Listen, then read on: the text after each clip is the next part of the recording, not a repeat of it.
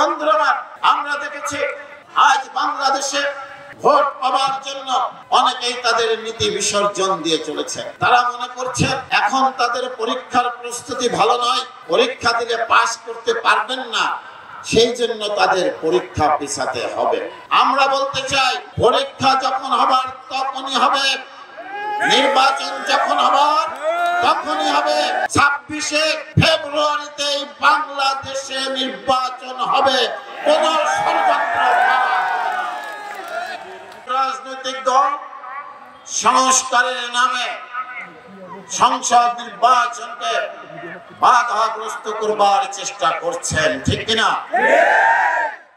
আমরা তাদের উদ্দেশ্যে বলতে চাই, যে সংস্কারের কথা আপনারা বলছেন, সেই 31 দফা সংস্কার প্রস্তাব আমাদের প্রিয় নেতা তারেক রহমান 2023 সালের জুলাই মাসে জাতির উদ্দেশ্যে তিনি ঘোষণা করেছেন।